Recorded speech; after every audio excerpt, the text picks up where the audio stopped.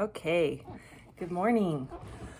I am here to read another favorite children's book.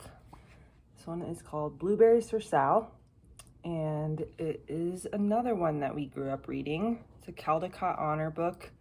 It's by Robert McCloskey, and I don't know where it's set. I think it's somewhere in New England, but I like to tell myself now that it's set in Alaska because there are a lot of blueberries and a lot of bears in Alaska.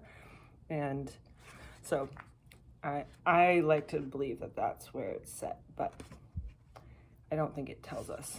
It has really sweet illustrations and it's just a fun story. So I hope you enjoy. All right, so Blueberries for Sal by Robert McCloskey.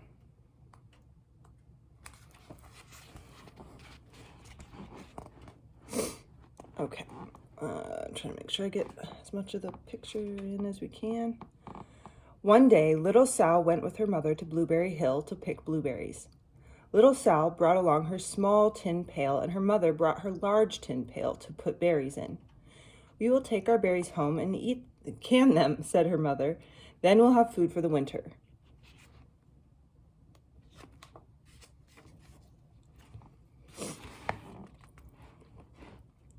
Little Sal picked berries and dropped them in her little tin pail. Kaplink, kaplink, kaplunk. She picked 3 more berries and ate them. Then she picked more berries and dropped one in the pail. Kaplunk, and the rest she ate. Then little Sal ate all 4 blueberries out of her pail.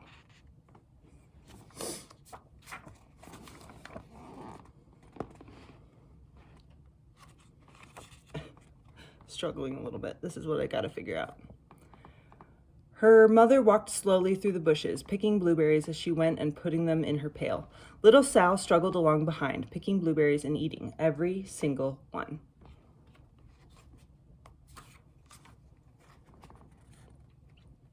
Little Sal hurried ahead and dropped a blueberry in her mother's pail.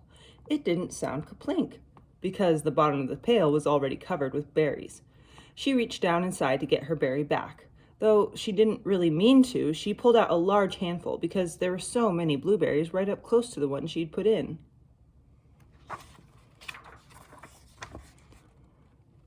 Her mother stopped picking and said, "Now, Sal, you run along and pick your own berries. Mother wants to take her berries home and can them for next winter." Her mother went back to her picking, but little Sal, because her feet were tired of standing and walking, sat down in the middle of a large clump of bushes and ate blueberries.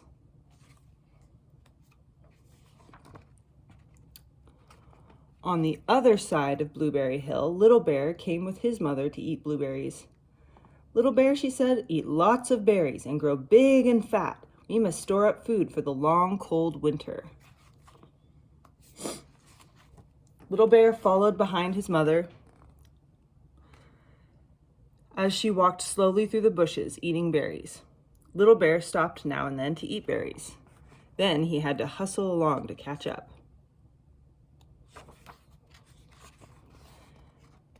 Because his feet were tired of hustling, he picked out a large clump of bushes and sat down right in the middle and ate blueberries.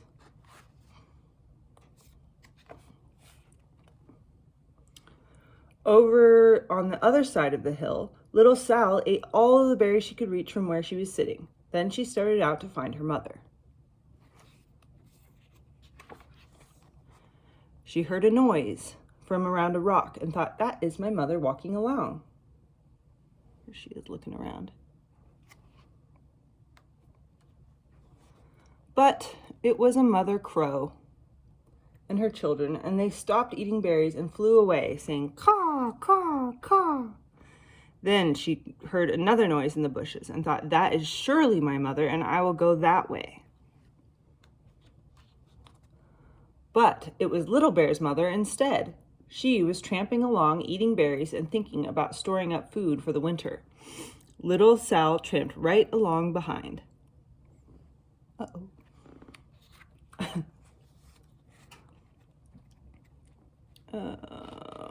Okay. By this time, Little Bear had eaten all the berries he could reach without moving from his clump of bushes. Then he hustled off to catch up with his mother. He hunted and hunted, but his mother was nowhere to be seen. He heard a noise from over a stump and thought, "That is my mother walking along."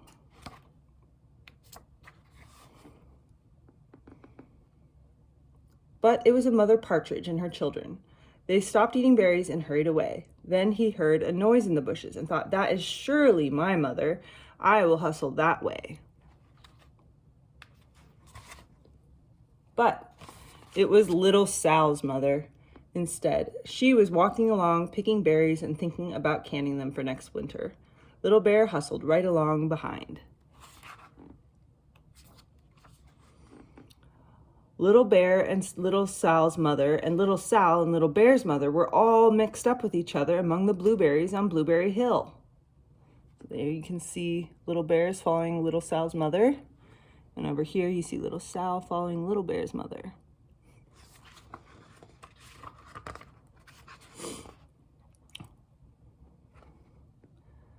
Little Bear's mother heard Sal walking along behind and thought it was Little Bear, and she said, "Little Bear, munch, munch, eat all you gulp can possibly hold, swallow." Little Sal said nothing.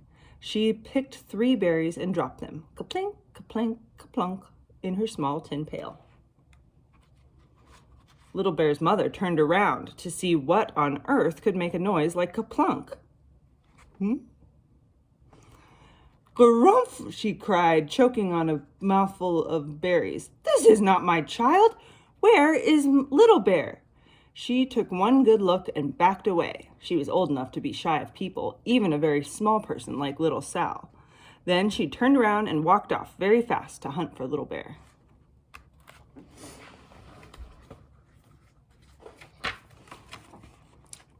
Little Sal's mother heard Little Bear tramping along behind and thought it was Little Sal. She kept right on picking and thinking about canning blueberries for next winter.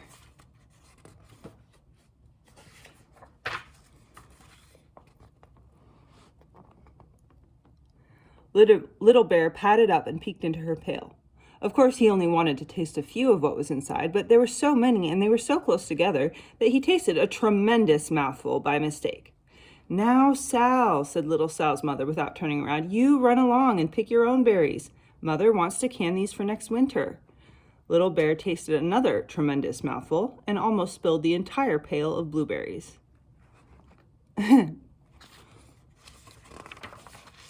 Little Sal's mother turned around and gasped, "My goodness, you are not Little Sal. Where is my child?" Little Bear just sat, munching and swallowing and licking his lips. Little Sal's mother slowly backed away. She was old enough to be shy of bears, even very small bears like Little Bear. Then she turned and walked away quickly to look for Little Sal.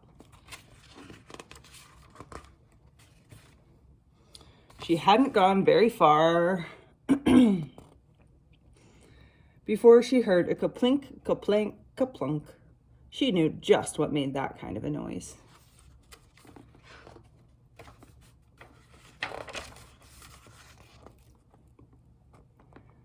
Little Bear's mother had not hunted very long before she heard a hustling sound that stopped now and then to munch and swallow. She knew just what made that kind of noise.